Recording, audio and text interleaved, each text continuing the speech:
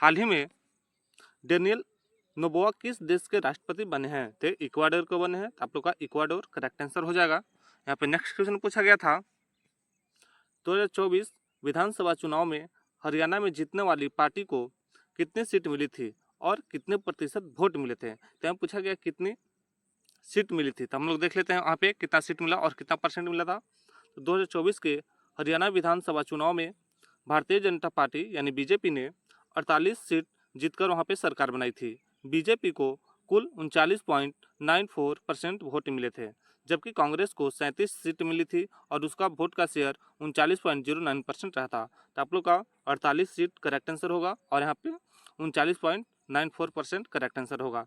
तो आप लोग को दोनों में ऑप्शन दिया गया था 48 सीट और 39.94%। तो आप लोग का यहाँ पे करेक्ट आंसर हो जाएगा। यहाँ पे अगला क्वेश्चन पूछा गया था ग्रीस कर्नाड किस भाषा से संबंधित है?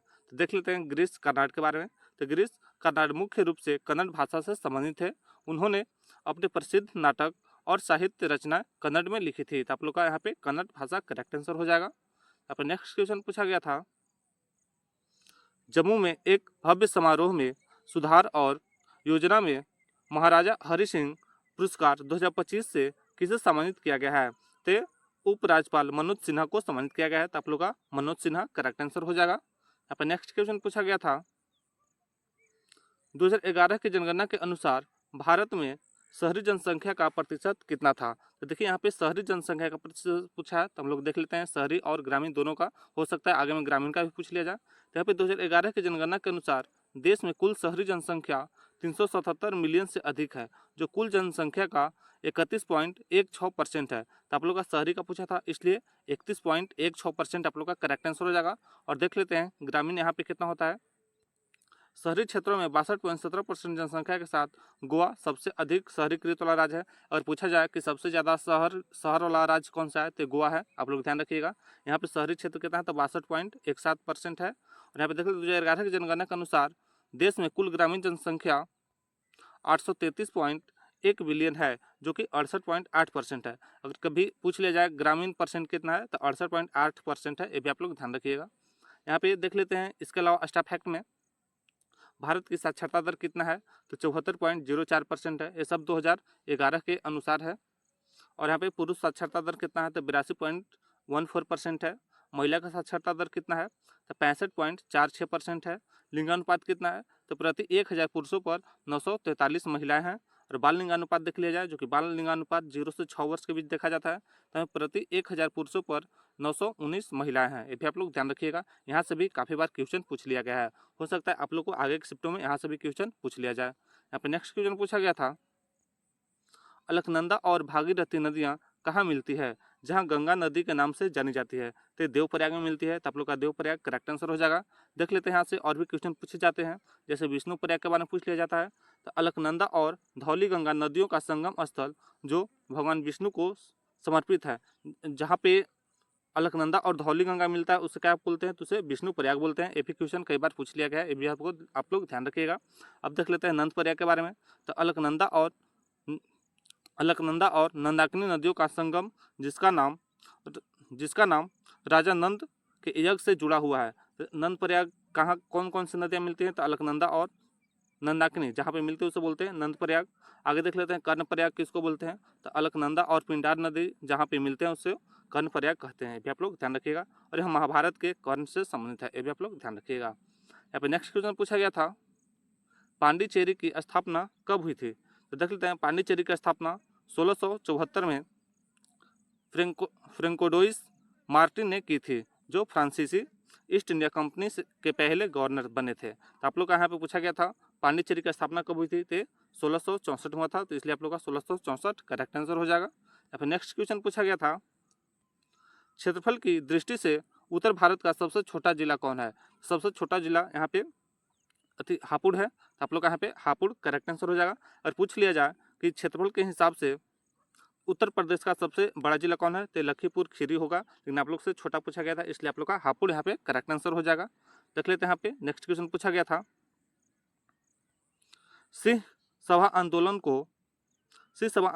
कौन सी जाति से संबंधित है? यहाँ पे पूछा गया कि जो सिंह सभा आंदोलन था ये कौन सी जाति से संबंधित है, तो सिख सिख जाति से संबंधित था, तो इसका सिख करेक्ट आंसर हो जाएगा। देख लेते हैं इसके बारे में। सिख सभा आंदोलन मुख्य रूप से सिख समुदाय से संबंधित है। इसकी स्थापना 1873 में अमृतसर में सिखों को सुधारवादी संगठन के रूप में हुई थी, जिसका उद्देश्य सिख धर्म की रक्षा, प्रचार प्रसार और सिख समाज में सुधार करना था। तो आप लोग का सिख समुदाय इसका करेक्ट आंसर हो जाएगा। यहाँ पर नेक्स्ट क्वेश्चन पूछा गया था,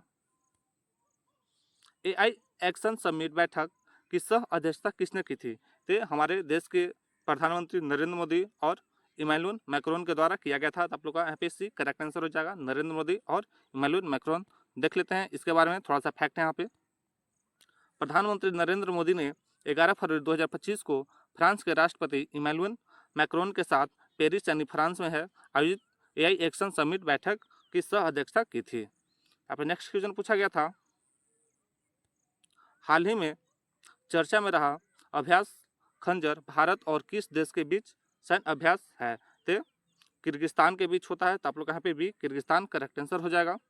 देख लेते हैं यहाँ पे अभ्यास खंजर 10 मार्च से 23 मार्च 2025 तक किर्गिस्तान में आयोजित हुआ था। तो आप लोग यहाँ पे किर्गिस्तान करेक्ट आंसर है। यहाँ पे नेक्स्ट क्वेश्चन पूछा गया था, मस्की शिलालेख की खोज किसके द्वारा किया गया था? यहाँ पे पूछा गया किसके द्वारा किया गया था, तो हम देख लेते हैं किसके द्वारा किया गया था। तो 1915 में सी बिडान ने की थी और बाद में पुरातत्व रॉबर्ट सेवेल ने इसका विस्तार से अध्ययन किया था। तो आप लोग का सी बिडान इसका करेक्ट आंसर हो जाएगा। यही पूछ ले जाए कि कब किया गया था, तो 1915 में किया गया था। ये भी आप लोग ध्यान रखिएगा। तो इसका करेक्ट आंसर सी बिडान हो जाएगा। और देख लेते हैं जो मस्की के बारे में है। मस्की शिलालेख ब्राह्मणी लिपि में लिखा गया है। मस्की कर्नाटक के एक रायचूर जिले में स्थित है, जो एक छोटा सा शहर है। और पूछ ले जाए कि मस्की जो है किस जिला में है, मतलब किस राज्य में है, तो कर्नाटक है, कर्नाटक राज्य में है और कर्नाटक राज्य के रायचूर जिला में है। ये भी आप लोग ध्यान रखिएगा। हो सकता है ये भी पूछ ले जाए कि मस्की जो शिलालेख है किस लिपि में है, तो ब्राह्मणी लिपि में है। ये भी आप लोग ध्यान रखिएगा। यहाँ पर नेक्स्ट क्वेश्चन पूछा गया था, सतपुड़ा रेंज की सबसे ऊंची चोटी कौन सी है? तो धूपगढ़ है सबसे ऊंची चोटी। तो आप लोग का धूपगढ़ करेक्ट आंसर हो जाएगा। और भी देख लेते हैं, यहाँ से कई बार क्वेश्चन पूछे जाते हैं, सभी को देख लेते हैं। विंध्याचल रेंज की सबसे ऊंची चोटी सद्भावना शिखर है। तो यहाँ से पूछ लिया जाए कि विंध्याचल की सबसे ऊंची चोटी कौन सी है, तो सद्भावना शिखर है। ये भी आप लोग ध्यान रखिएगा। ये भी क्वेश्चन कई बार पूछ लिया गया है, जिसे गुडविल शिखर के नाम से भी जाना जाता है। यह समुद्र तल से 2467 फीट ऊपर है। ये भी आप लोग ध्यान रखिएगा। यहाँ पे अगला फैक्ट है, पूर्वी घाट की सबसे ऊंची चोटी जिंदगड़ा है या झिनगाड़ा है, जिसका ऊंचाई 1690 मीटर है। यह चोटी आंध्र प्रदेश की आकुर घाटी में स्थित है। पश्चिमी घाट की सबसे ऊंची चोटी अनाईमुडी होता है। यहाँ पे अनाईमुडी ध्यान दीजिएगा, जो केरल राज्य में स्थित है। इसकी ऊंचाई 2695 मीटर है। और भी यहाँ पे है जो अरावली जो पर्वतमाला है, इसकी सबसे ऊंची चोटी गुरु शिखर होता है, जो राजस्थान के अर्बुदा पर्वत पर स्थित है। गुरु शिखर की ऊंचाई 1722 मीटर है, जो कि अगर इसको फीट में बोला जाए तो 5650 फीट है। ये भी आप लोग ध्यान रखिएगा। यहाँ से फ्रेंड्स कई बार क्वेश्चन पूछ लिया गया है, इसलिए यहाँ पे हम सब कराते हैं। हो सकता है आगे की शिफ्टों में यहाँ से भी क्वेश्चन पूछ लिया जाए। यहाँ पे नेक्स्ट क्वेश्चन पूछा गया था, पश्चिमी घाट की लंबाई लगभग कितनी है? तो पश्चिमी घाट की, जिसे सह्याद्री भी कहा जाता है, भारत के पश्चिम तट पर स्थित है। यह एक पर्वत श्रृंखला है। यह दक्कन के पठार के पश्चिम किनारे के साथ उत्तर से दक्षिण तक लगभग 1600 किलोमीटर तक फैला है। तो आप लोग का 1600 किलोमीटर इसका करेक्ट आंसर हो जाएगा। और भी देख लेते हैं इसके बारे में। पश्चिमी घाट गुजरात और महाराष्ट्र की सीमा से शुरू होकर महाराष्ट्र, गोवा, कर्नाटक, तमिलनाडु और केरल से होते हुए कन्याकुमारी में समाप्त हो जाता है। यहाँ पर नेक्स्ट क्वेश्चन पूछा गया था, उत्तरी मैदान की लंबाई पूर्व से पश्चिम तक कितनी है? यहाँ पे पूछा गया उत्तरी मैदान की लंबाई पूर्व से पश्चिम की ओर पूछा गया था। तो उत्तरी मैदान की लंबाई पूर्व से पश्चिम तक लगभग 3200 किलोमीटर है। तो आप लोग यहाँ पे 3200 किलोमीटर करेक्ट आंसर हो जाएगा। मैदानों की औसत चौड़ाई 150 और 300 किलोमीटर के बीच है। ये भी आप लोग ध्यान रखिएगा। जो चौड़ाई है 150 और 300 किलोमीटर के बीच में है। यहाँ पे नेक्स्ट क्वेश्चन पूछा गया था, प्राकृतिक रूप से पाए जाने वाले तत्वों की कुल संख्या कितनी है? तो आवर्त सारणी में पहले 94 प्राकृतिक तत्व पाए जाते हैं, जबकि शेष 95 से 118 तक केवल प्रयोगशाला में परमाणु रिएक्टर रिएक्टरों में संश्लेषित किए गए हैं। तो यहाँ पे 94 तत्व करेक्ट आंसर हो जाएगा। तो और आप लोग को ऑप्शन में भी 94 ही दिया था, कभी कभी 92 भी दे देता है, तो लेकिन आपको ऑप्शन में 92 नहीं दिया गया था, आप लोग को 94 दिया गया था, इसलिए आप लोग का 94 तत्व करेक्ट आंसर हो जाएगा। यहाँ पे नेक्स्ट क्वेश्चन पूछा गया था, आर्थिक सहयोग और विकास संगठन यानी OECD ने हाल ही में भारत के वित्त वर्ष 2025 के विकास अनुमान को बढ़ाकर कितना कर दिया है? तो 6.6% कर दिया है, तो आप लोग का 6.6% करेक्ट आंसर हो जाएगा। देख लेते हैं इसके बारे में। जो OECD है इसका पूर्ण रूप क्या होता है? तो organisation for economic cooperation and development होता है। इसका मुख्यालय फ्रांस के पेरिस में है, ये भी आप लोग ध्यान रखिएगा। यहाँ पे नेक्स्ट क्वेश्चन पूछा गया था, निम्नलिखित में से कौन सा बंदरगाह भारत के पश्चिमी तट पर स्थित है? तो कोची जो है पश्चिमी तट पर स्थित है, इसका कोची करेक्ट आंसर हो जाएगा, जो कि केरला में है। अब देख लेते हैं भारत के पश्चिम तट के प्रमुख बंदरगाह कौन कौन से हैं। तो यहाँ पे कंडाला जो है गुजरात में है, मुद्रा गुजरात में है, मुंबई महाराष्ट्र में है, जवाहरलाल नेहरू पोर्ट या इसी को बोलते हैं नहवा सेवा जो कि महाराष्ट्र में है, और यहाँ पे मार्मोगोआ जो कि गोवा में है। ये सब उत्तरी, यहाँ पे क्या दिया गया, यहाँ पे उत्तरी तट है, ये भी आप लोग ध्यान रखिएगा। अब देख लेते हैं पूर्वी तट के बारे में। तो भारत के प्रमुख पूर्वी तट यानी बंदरगाह दिया गया है, कोलकाता बंदरगाह पश्चिम बंगाल में है, हल्दिया बंदरगाह ये भी पश्चिम बंगाल में है, पारादीप बंदरगाह ये भी उड़ीसा में है, और यहाँ पे जो विशाखापट्टनम बंदरगाह है आंध्र प्रदेश में है, और चेन्नई बंदरगाह तमिलनाडु में है, ये भी आप लोग ध्यान रखिएगा। हो सकता है यहाँ से भी क्वेश्चन पूछ लिया जाए। यहाँ पर नेक्स्ट क्वेश्चन दिया गया था, हड़प्पा सभ्यता में शरीर के ऊपर का हिस्सा किससे बनाया जाता है? तो कई प्रकार से बनाया जाता है, तो चलिए देख लेते हैं। यहाँ पे पहले तो लाल चूना पत्थर से बनाया जाता है, जो कि हड़प्पा से प्राप्त प्रसिद्ध पुरुष धड़ की प्रतिमा गोलाकार पॉलिशदार लाल चूना पत्थर से बनी होती है। तो आप लोग को ऑप्शन में लाल चूना पत्थर दिया हुआ था, तो लाल चूना पत्थर आप लोग का करेक्ट आंसर हो जाएगा। और यहाँ कांसा से क्या क्या बनाया जाता था वो भी देख लेते हैं। कांसा से मोहनजोदड़ो से मिली नर्तकी जैसे मूर्तियाँ कांसे की ढलाई से बनाई जाती थी, और पकी हुई मिट्टी जिसे टेराकोटा भी बोलते हैं, इससे क्या क्या बनाया जाता था वो भी देख लेते हैं। बड़ी संख्या में पकी हुई मिट्टी की मूर्तियाँ भी मिली है, जिसे टेराकोटा कहते हैं, ये भी आप लोग ध्यान रखिएगा। यहाँ पे नेक्स्ट क्वेश्चन पूछा गया था, अलीगढ़ मुस्लिम विश्वविद्यालय बनाम नरेश अग्रवाल एवं अन्य 2024 का मामला का फैसला क्या दिया गया था? चलिए देख लेते हैं इसका फैसला क्या मिला था। सुप्रीम कोर्ट की 7 जजों की संविधान पीठ ने 4:3 के बहुमत से 1967 के एस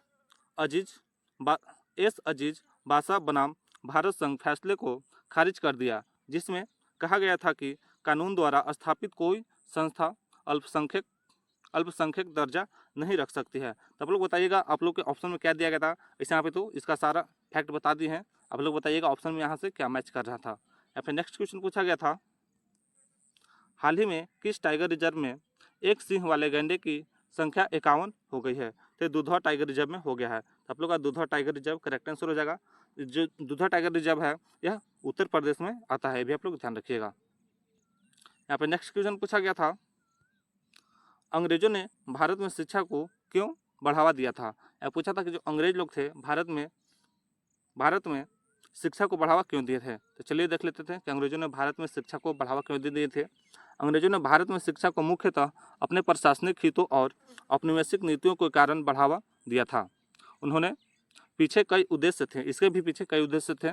चलिए देख लेते हैं, यहाँ से आप लोग को ऑप्शन में दिया गया था, प्रशासनिक सहायता, आधुनिकीकरण का प्रयास, अंग्रेजी भाषा का प्रयास, सरकारी नौकरियों के लिए योग्य उम्मीदवार और धार्मिक प्रभाव। तो इन चारों में से या पांचों में से जो भी आप लोग का ऑप्शन में होगा वो करेक्ट आंसर हो जाएगा। यहाँ पे नेक्स्ट क्वेश्चन पूछा गया था, देश के 100 से 200 सेंटीमीटर औसत वार्षिक वर्षा वाले भागों में किस प्रकार की वनस्पति पाई जाती है?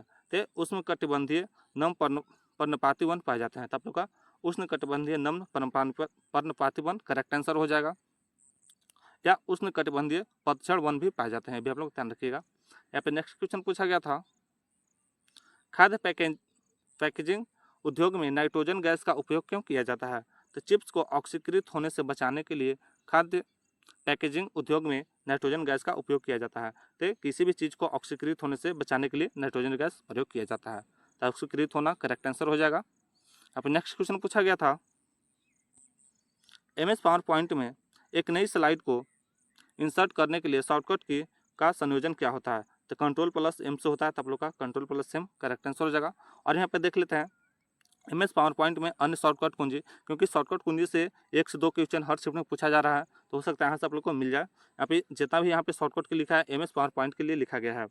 कीबोर्ड लेआउट स्विच करें, एक किससे होता है, कंट्रोल प्लस शिफ्ट से होता है। एक प्रोजेक्शन खोलें, एक कंट्रोल प्लस ओ से होता है। यहाँ पे फ्रंट डायलॉग बॉक्स खोलें, एक कंट्रोल प्लस टी से होता है। चाइनीज स्लाइड की कॉपी बनाना control plus shift plus D से होता है। एक प्रेजेंटेशन बंद करना कंट्रोल प्लस डी से होता है। किसी प्रेजेंटेशन को किसी भी भिन्न नाम या स्थान फाइल फॉर्मेट के साथ सेव करें, एक कंट्रोल शिफ्ट प्लस एस से होता है। तो भी आप लोग ध्यान रखिएगा, यहाँ से आप लोग को 1 से 2 क्वेश्चन देखने को जरूर मिलते हैं हर शिफ्ट में। तो आज सक्रिय विंडो को बंद करने के लिए किस कुंजी का उपयोग किया जाता है, तो यहाँ पे सक्रिय विंडो को बंद करने के लिए अल्ट प्लस F4 का प्रयोग किया जाता है। तो यहाँ पे alt plus F4 correct answer हो जाएगा। यहाँ पे नेक्स्ट क्वेश्चन पूछा गया था जो कि अनुच्छेद 18 से पूछा गया था, तो देख लेते हैं अनुच्छेद 18 क्या कहता है। भारतीय संविधान का एक भाग है जो उपाधियों के उन्मूलन से संबंधित है। तो यहाँ पे पूछा गया था क्वेश्चन कि उपाधियों के उन्मूलन से कौन सा आर्टिकल संबंधित है, तो आर्टिकल नंबर 18 आप लोग का करेक्ट आंसर हो जाएगा। यहाँ पे नेक्स्ट क्वेश्चन पूछा गया था cut copy and paste bad कहाँ स्टोर होते हैं, तो क्लिपबोर्ड में स्टोर होते हैं, तो आप लोग का क्लिपबोर्ड करेक्ट आंसर हो जाएगा। विश्व व्यापार संगठन की स्थापना कब हुई थी, इसका स्थापना 1 जनवरी 1995 को हुआ था। आप लोग का करेक्ट आंसर 1 जनवरी 1995 हो जाएगा। और ये जो विश्व व्यापार संगठन है ये किसकी जगह लिया था, तो ये गेट का जगह लिया था, जो कि गेट की स्थापना कब हुआ था, तो 1948 में हुआ था। ये भी आप लोग ध्यान रखिएगा। यहाँ पर नेक्स्ट क्वेश्चन पूछा गया था who was awarded the Nobel Peace Prize for 2024, यानी 2024 का शांति नोबल पुरस्कार किसे दिया गया है, ये निहोन हिडांगियो को दिया गया था। आप लोग देख लीजिएगा, इसका निहोन हिडांगियो को दिया गया था। यहाँ बात कर लेते हैं हम लोग, जो नोबल पुरस्कार है ये 6 क्षेत्रों में दिया जाता है। चलिए देख लेते हैं और 6 क्षेत्रों में किसको किसको मिला है। हो सकता है आगे यहाँ से भी क्वेश्चन पूछ लिया जाए। यहाँ पे भौतिकी में मिला था 2024 में जॉन हाफिलफील्ड और जेफरी हिंड को मिला था। और रसायन विज्ञान में नोबल पुरस्कार मिला था डेविड बेकर, डेमिस हसाविस और जॉन जम्फर को मिला था। फिजियोलॉजी या मेडिसिन में नोबल पुरस्कार मिला था विक्टर एम्ब्रोस और गैरी रुकून को मिला था। और साहित्य में नोबल पुरस्कार मिला था हांगकांग को। और छठा जो कि आर्थिक विज्ञान में नोबल पुरस्कार मिला था डेरॉन एस्मेग्ल्यू, साइमन जॉन्स और जेम्स रॉबिन्स को मिला था। ये भी आप लोग ध्यान रखिएगा। यहाँ पे नेक्स्ट क्वेश्चन पूछा गया था 1857 के विद्रोह में बिहार से नेतृत्व किसने किया था, ये बाबू कुंवर सिंह के द्वारा किया गया था। तब लोग का बाबू कुंवर सिंह इसका करेक्ट आंसर हो जाएगा। यहाँ पे नेक्स्ट क्वेश्चन पूछा गया था चंद्रगुप्त मौर्य निम्नलिखित में से किस धर्म का पालन करते थे। तो चंद्रगुप्त मौर्य थे ये जैन धर्म का पालन करते थे। तो आप लोग का जैन धर्म करेक्ट आंसर हो जाएगा। और बात करें जो अशोक थे इन्होंने बौद्ध धर्म का पालन किया था। ये भी आप लोग ध्यान रखिएगा, जो अशोक थे बौद्ध धर्म का पालन करते थे और चंद्रगुप्त मौर्य जैन धर्म का पालन करते थे। तो आप लोग का चंद्रगुप्त मौर्य के बारे में पूछा गया था, तो आप लोग का जैन धर्म करेक्ट आंसर हो जाएगा। और बात कर ले मौर्य वंश की स्थापना किसने किया था, तो चंद्रगुप्त मौर्य ने ही किया था। और आप लोग कमेंट में बताइएगा चंद्रगुप्त मौर्य का जो गुरु थे वो कौन थे। यहाँ पे नेक्स्ट क्वेश्चन पूछा गया था जिला स्तर की परिषद को क्या कहा जाता है, तो जिला परिषद कहा जाता है। तो आप लोग यहाँ पे डी करेक्ट आंसर हो जाएगा, जिला परिषद। अब नेक्स्ट क्वेश्चन पूछा गया था यूके के सेंट्रल बैंकिंग द्वारा डिजिटल परिवर्तन पुरस्कार 2025 किसे दिया गया है, तो RBI को दिया गया है, यानी भारतीय रिजर्व बैंक को दिया गया है। इसलिए आप लोग का ए इसका करेक्ट आंसर हो जाएगा। यहाँ पे नेक्स्ट क्वेश्चन पूछा गया था निम्नलिखित में से कौन सा क्षेत्र दक्कन का पठार का बाहरी भाग नहीं है, तो हिमालय बाहरी भाग नहीं है। तो आप लोग यहाँ पे बी करेक्ट आंसर हो जाएगा, हिमालय। यहाँ पर नेक्स्ट क्वेश्चन पूछा गया था सिंधु घाटी सभ्यता में टेराकोटा खिलौना की खोज मुख्य रूप से किस स्थल पर हुई थी, तो मोहनजोदड़ो में किया गया था। तो आप लोग यहाँ पे मोहनजोदड़ो करेक्ट आंसर हो जाएगा। देख लेते हैं इसके बारे में। सिंधु घाटी सभ्यता में टेराकोटा खिलौने की खोज मुख्य रूप से बनावली और मोहनजोदड़ो स्थलों पर हुई थी। बनावली में हल के टेराकोटा मॉडल और मोहनजोदड़ो से पहिएदार राम खिलौने पाए गए थे। आप लोग यहाँ पे मोहनजोदड़ो करेक्ट आंसर हो जाएगा। यहाँ पर नेक्स्ट क्वेश्चन पूछा गया था केंद्रीय बजट में प्रभावी राजस्व घाटा किस वर्ष प्रस्तुत किया गया था? तो 2011-12 के केंद्रीय बजट में पेश किया गया था। तो आप लोग का 11-12 करेक्ट आंसर हो जाएगा, 2011-12। यहाँ पे नेक्स्ट क्वेश्चन पूछा गया था, रामसर अवार्ड 2025 में किसे मिला है? Who has received Ramsar award 2025? तो इसको यहाँ पे डॉक्टर जयश्री वेंकटेशन को आर्द्र भूमि के विवेकपूर्ण उपयोग यानी बैटलैंड वाइज यूज श्रेणी में वार्षिक प्रतिष्ठित रामसर पुरस्कार जीतने वाली पहली भारतीय बन गई है। तो आप लोग का इसका करेक्ट आंसर जयश्री वेंकटेशन हो जाएगा, डॉक्टर जयश्री वेंकटेशन। यहाँ पे नेक्स्ट क्वेश्चन पूछा गया था, निम्नलिखित में से कौन सी क्रांति झींगा यानी झींगा मछली उत्पादन से संबंधित है? तो नीली क्रांति जो होता है झींगा मछली के उत्पादन से संबंधित है। तो आप लोग का नीली क्रांति करेक्ट आंसर हो जाएगा। इसके अलावा यहाँ से और भी क्वेश्चन पूछे जा सकते हैं, इसलिए यहाँ पे सभी को देख लेते हैं। जो पीली क्रांति है ये खाद्य तेल से संबंधित है यानी तिलहन से संबंधित है। नीली क्रांति जो है मछली उत्पादन से संबंधित है। लाल क्रांति जो है टमाटर और मांस उत्पादन से संबंधित है। स्वर्ण क्रांति शहद और बागवानी से संबंधित है। श्वेत क्रांति डेयरी विकास यानी दूध उत्पादन से संबंधित है। हरित क्रांति कृषि से संबंधित है। और यहाँ पे गोल क्रांति आलू से संबंधित है। ये पूरा आप लोग देख लीजिएगा, हो सकता है आगो के शिफ्टों में यहाँ से क्वेश्चन पूछ लिया जाए। यहाँ पे नेक्स्ट क्वेश्चन पूछा गया था, मार्च 2025 तक कितने किसान क्रेडिट कार्ड वितरित किए गए हैं? How many Kisan credit card has been distributed till March 2025? यहाँ पे देख लेते हैं हम लोग कहाँ कहाँ कितना दिया गया है। आर्थिक सर्वेक्षण के अनुसार मार्च 2024 तक देश में 7,75,00,000 किसान क्रेडिट कार्ड खाते संचालित हो रहे हैं और इन पर 9.81 लाख करोड़ रुपए का ऋण अधिशेष है। 31 मार्च 2024 तक यहाँ पे मत्स्य पालन कार्यों के लिए 1,24,000 किसान क्रेडिट कार्ड और पशुपालन गतिविधियों हेतु 44,40,000 किसान क्रेडिट कार्ड जारी किए थे। तो आप लोग बताइएगा वहाँ पे क्या पूछा गया था। यहाँ पे मत्स्य के लिए 1,24,000 किसान क्रेडिट कार्ड दिया गया था और पशुपालन के लिए 44,40,000 क्रेडिट कार्ड दिए गए थे। इन दोनों में से आप लोग का जो दिया गया होगा वो करेक्ट आंसर हो जाएगा। और भी यहाँ पे नेक्स्ट क्वेश्चन पूछा गया था, वास्तुकला के चारबाग शैली के उदाहरण कौन से हैं? चारबाग शैली को मुगलों द्वारा भारत में लाया गया था। ये भी आप लोग ध्यान रखिएगा, जो चारबाग शैली है भारत में किसने लाया था? तो ये मुगलों के द्वारा लाया गया था। यहाँ पे क्वेश्चन पूछा है वास्तुकला के चारबाग शैली के उदाहरण कौन से हैं? तो हम लोग उदाहरण को देख लेते हैं कौन कौन से हैं। तो भारत में हुमायूं का मकबरा और ताजमहल, इन जो दोनों है इस शैलियों का प्रसिद्ध उदाहरण है। तो आप लोग बताइएगा हुमायूं का मकबरा दिया गया था या फिर ताजमहल दिया गया था? तो दोनों में से जो भी दिया गया वो करेक्ट आंसर हो जाएगा। रामबाग भारत का सबसे प्राचीन मुगल गार्डन था जिसे मूल रूप से मुगल सम्राट बाबर ने 1528 में चारबाग शैली में इसको बनवाया था। यहाँ पर नेक्स्ट क्वेश्चन पूछा गया था, भारत में जनजातीय जनगणना 2011 सर्वाधिक मतलब यहाँ पे जो भारत में जनजातीय जनगणना हुआ था सर्वाधिक कहाँ पाई गई थी? तो मध्य प्रदेश में पाया गया था। तो आप लोग यहाँ पे मध्य प्रदेश करेक्ट आंसर हो जाएगा। यहाँ पे नेक्स्ट क्वेश्चन पूछा गया था, डीएनए अणु की दो श्रृंखलाएं एक खाली स्थान बंधन द्वारा एक दूसरे से उनके नाइट्रोजनी आधार से संबंधित होते हैं। इसका हाइड्रोजन करेक्ट आंसर हो जाएगा। ये जो डीएनए होता है हाइड्रोजन बंधन से जुड़ा हुआ होता है। तो आप लोग का हाइड्रोजन करेक्ट आंसर हो जाएगा। यहाँ पे नेक्स्ट क्वेश्चन पूछा गया था, काम करने का अधिकार भारतीय संविधान के कौन से राज्य के नीति निर्देशक सिद्धांत यानी डीपीएसपी के अनुच्छेद से अपने आधार को प्राप्त करता है? तो आर्टिकल नंबर 41 में ऐसा है। तो आप लोग का आर्टिकल नंबर 41 करेक्ट आंसर हो जाएगा। और भी देख लेते हैं, यहाँ से काफ़ी क्वेश्चन पूछा जाता है। जो आर्टिकल नंबर यानी अनुच्छेद 40 है, इसमें क्या कहा गया है? तो राज्य ग्राम पंचायतों को संगठित करने के लिए कदम उठाएगा और उन्हें ऐसी शक्ति और अधिकार प्रदान करेगा जो उन्हें स्वायत्त शासन की इकाइयों के रूप में कार्य करने में सक्षम बनाने के लिए आवश्यक हो। यहाँ पे आर्टिकल नंबर यानी अनुच्छेद 42 को भी देख लेते हैं। राज्य काम की न्याय संगत और मानवीय परिस्थितियों के सुनिश्चित करने और प्रसूति राहत के लिए प्रावधान करेगा। और यहाँ पे देख लेते हैं जो आर्टिकल नंबर यानी अनुच्छेद 43 इसमें क्या कहा गया है?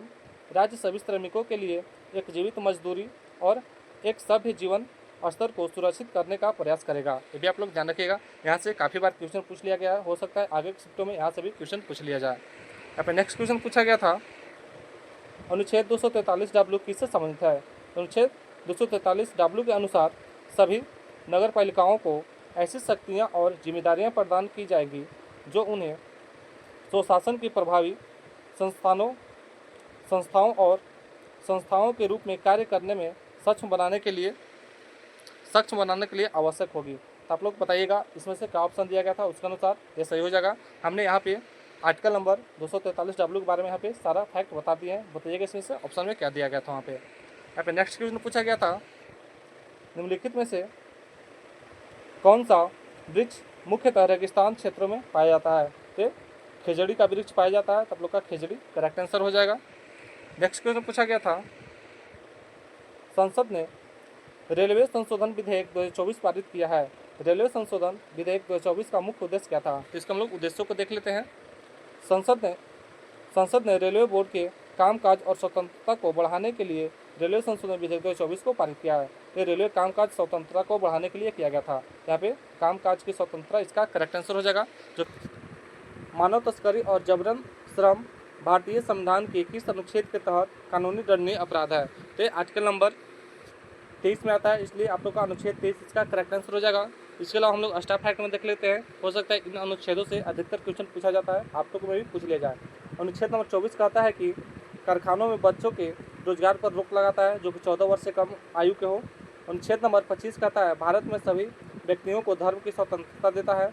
और अनुच्छेद नंबर 25 कहता है धार्मिक मामलों के प्रबंधन की स्वतंत्रता देता है।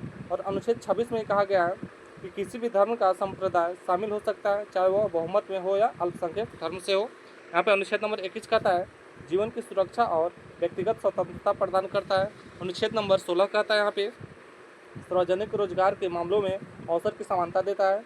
अनुच्छेद नंबर 19 कहता है बोलने की स्वतंत्रता के संबंध में कुछ अधिकारों का संरक्षण करता है। यहाँ पे नेक्स्ट क्वेश्चन पूछा गया था, भारत का पहला विधि आयोग किसकी अध्यक्षता में स्थापित किया गया था? तो लॉर्ड मैकाले की अध्यक्षता में 1884 में की गई थी। यहाँ पे आप लोग पूछा गया था किसकी अध्यक्षता, तो यहाँ पे लॉर्ड मैकाले इसका करेक्ट आंसर हो जाएगा। और पूछ ले कब की गई थी, तो 1834 में की गई थी। ये भी आप लोग ध्यान रखिएगा। इसके अलावा यहाँ पे स्टाफ फैक्ट में देख लेते हैं, स्वतंत्र भारत का पहला विधि आयोग 1955 में स्थापित किया गया था और यह MC शीतलवाड़ की अध्यक्षता में स्थापित किया गया था। ये भी आप लोग ध्यान रखिएगा। यहाँ पे नेक्स्ट क्वेश्चन पूछा गया था, in which country will the rugby league world cup 2026 be held? यानी रग्बी लीग विश्व कप 2026 किस देश में आयोजित किया गया था? ये ऑस्ट्रेलिया एंड पापुआ न्यूगिनी में किया गया था। तो आप लोग का इसका correct answer Australia and Papua New Guinea इसका करेक्ट आंसर हो जाएगा। यहाँ पे नेक्स्ट क्वेश्चन पूछा गया था, भगवान विष्णु की लेटी हुई मूर्ति किस गुफा में है? उंडावली गुफा में भारतीय राज्य आंध्र प्रदेश में टुंगुर जिले में स्थित है। तो पूछा गया था किस गुफा में है? तो उंडवानी गुफा में है। उंडवावली गुफा में है, तो आप लोग का उंडवावली गुफा करेक्ट आंसर हो जाएगा। और बात कर ले उंडवावली गुफा कहाँ है? तो आंध्र प्रदेश के गुंटूर जिला में है। ये भी आप लोग ध्यान रखिएगा। यहाँ पे नेक्स्ट क्वेश्चन पूछा गया था, तख्त ए बही बौद्ध मठ किस देश में स्थित है? तो खैबर पख्तूनवा यानी पाकिस्तान में स्थित है। तो इसका करेक्ट आंसर पाकिस्तान हो जाएगा। तो पूछा गया था तख्त ए बही बौद्ध मठ किस देश में है? तो पाकिस्तान देश में है, जो कि कहाँ पे है? खैबर पख्तूनवा में है। इसके अलावा यहाँ पे देख लेते हैं स्टाफ फैक्ट इसके बारे में। यह गंधार के सभी में बौद्ध धर्म के सबसे प्रभावशाली अवशेषों में से एक माना जाता है और इसे 1980 में यूनेस्को की विश्व विरासत स्थल के रूप में सूचीबद्ध किया गया है। तो पूछ ले कि इसको यूनेस्को में कब शामिल किया गया है? तो इसको 1980 में यूनेस्को में शामिल किया गया है। यहाँ पे नेक्स्ट क्वेश्चन पूछा गया था, मैत्रक वंश के ध्रुव सेन के बाद सिंहासन पर कौन बैठा था? देख लेते इसके बारे में कि मैत्रक वंश के ध्रुवन सेन के बाद सिंहासन पर कौन बैठा था। तो मैत्रक राजवंश ने 493 ईस्वी से 776 ईस्वी के मध्य गुजरात पर शासन किया। इस वंश का संस्थापक सेनापति भूटार्क था, जो गुप्त साम्राज्य के अधीन सौराष्ट्र उपखंड का राज्यपाल था।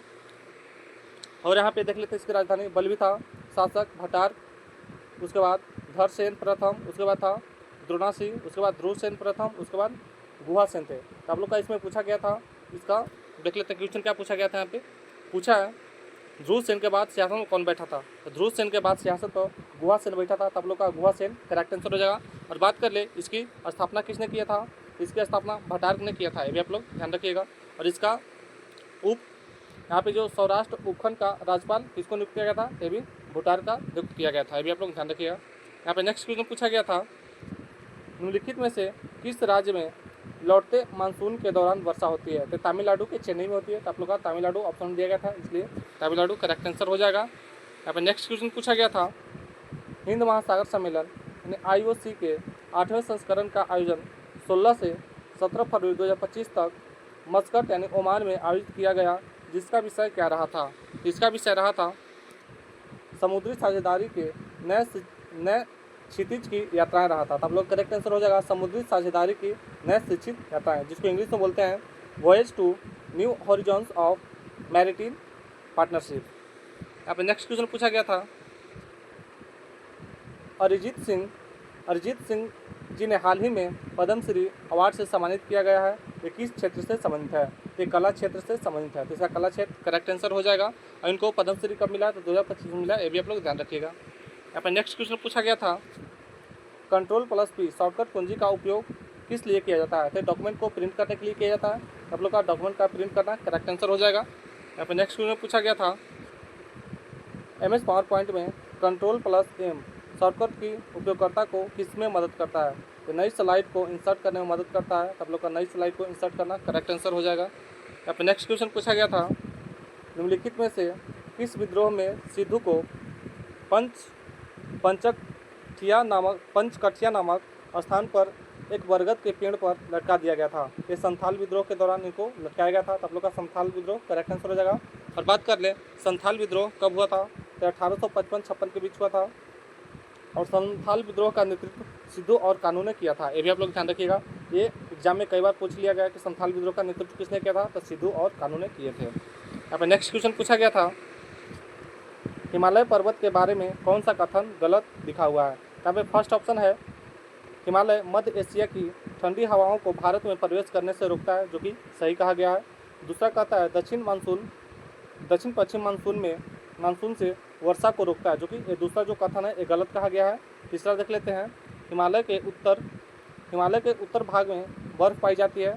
चौथा ऑप्शन है, कई नदियाँ सघन धारा हिमालय से निकलती है। यहाँ पे फर्स्ट ऑप्शन और थर्ड और फोर्थ ये तीनों सही है। यहाँ पे ऑप्शन नंबर जो दूसरा है ये गलती दिया गया है, जो दक्षिण पश्चिम मानसून से वर्षा को रोकता है, गलत कहा गया है। तो आप लोग का यहाँ पे सेकंड करेक्ट आंसर हो जाएगा। देख लेते हैं इसके बारे में, जो दक्षिण पश्चिम मानसून से वर्षा हिमालय इससे रोकता नहीं है बल्कि सहयोग करता है, और यह मानसूनी हवाओं को टकराकर उन्हें वर्षा कराने में मदद करता है। यहाँ पर नेक्स्ट क्वेश्चन पूछा गया था, निम्नलिखित में से परिवहन का सबसे सस्ता साधन कौन सा है? देख लेते हैं इसका करेक्ट आंसर क्या होगा। यहाँ पे ऑप्शन दिया गया था रोड ट्रांसपोर्ट, सेकंड में था वाटर ट्रांसपोर्ट, थर्ड में था एयरपोर्ट ट्रांसपोर्ट, और फोर्थ में था रेलवे ट्रांसपोर्ट। इसका करेक्ट आंसर वाटर ट्रांसपोर्ट इसका करेक्ट आंसर हो जाएगा, क्योंकि जो समुद्री मार्ग से हम लोग ट्रांसपोर्ट करते हैं उसमें काफ़ी हम लोग का सस्ता पड़ जाता है, इसलिए इसका वाटर ट्रांसपोर्ट करेक्ट आंसर हो जाएगा। यहाँ पे नेक्स्ट क्वेश्चन पूछा गया था, भारत में न्यायिक समीक्षा क्यों की जाती है? देख लेते हैं भारत में न्यायिक समीक्षा क्यों की जाती है। न्यायिक समीक्षा एक ऐसी प्रक्रिया है जिसके तहत सरकार की कार्यकारी, विधायिक या प्रशासनिक कार्रवाई न्यायपालिका द्वारा समीक्षा के अधीन होती है, तो इसका करेक्ट आंसर हो जाएगा। यहाँ पे नेक्स्ट क्वेश्चन पूछा गया था, जैव अर्थव्यवस्था में लाइफ टाइम अचीवमेंट पुरस्कार पाने वाले पहले एशियाई कौन थे? इसका correct answer doctor Pramod Chaudhary, जो कि जैव अर्थशास्त्र में लाइफ टाइम अचीवमेंट पुरस्कार पाने वाले पहले एशियाई व्यक्ति बन गए थे। तब लोग correct answer doctor Pramod Chaudhary इसका करेक्ट आंसर हो जाएगा। यहाँ पे नेक्स्ट क्वेश्चन पूछा गया था, उत्कल भारत के किस भाग में स्थित है? तो भारत के पूर्वी भाग में स्थित है, इसलिए इसका पूर्वी भारत करेक्ट आंसर हो जाएगा। देख लेते हैं इसके बारे में। यहाँ पे जो उत्कल है ये उड़ीसा राज्य में उपस्थित है, ये भी आप लोग ध्यान रखिएगा। यहाँ पे नेक्स्ट क्वेश्चन पूछा गया है, ध्वनि यानी साउंड किस प्रकार की तरंगदैर्घ्य होती है? फर्स्ट में दिया गया था अनुप्रस्थ तरंग, जो कि ये तो नहीं होता है। बी में था अनुदैर्घ्य तरंग, सी में था चुंबकीय तरंग, और डी में था अस्थायी तरंग। आप लोग यहाँ पे अनुदैर्घ्य तरंग करेक्ट आंसर हो जाएगा। जो साउंड होता है वो अनुदैर्घ्य तरंग होता है, ये भी आप लोग ध्यान रखिएगा। इसके अलावा यहाँ पे इसकी थोड़ी सी व्याख्या हम लोग देख लेते हैं। ध्वनि एक अनुदैर्घ्य तरंग होती है जिसे जिसमें कणों की दोलन की दिशा तरंगों के प्रसार की दिशा के समांतर होती है। यह माध्यम में संपीड़न और विरल के रूप में गमन करती है। जो कि हम लोग का यहाँ पे दोस्तों के द्वारा इतना ही प्रश्न मिल पाया है, जो कि काफ़ी हद तक यहाँ पे दे दिया गया है। 40 में से यहाँ से कम तो 26-27 क्वेश्चन आराम से ही हो गए। अगर मेरा वीडियो अच्छा लगा हो तो आप लोग वीडियो को एक लाइक अवश्य कर दीजिएगा, और मेरे चैनल पर न्यू है तो आप लोग चैनल को सब्सक्राइब अवश्य कर लीजिएगा। और ये सारे क्वेश्चन बिल्कुल ओरिजिनल है, ऑथेंटिक है, आप लोग मिला दीजिएगा जो एग्जाम दिए थे। तब तक मिलते हैं नेक्स्ट वीडियो में।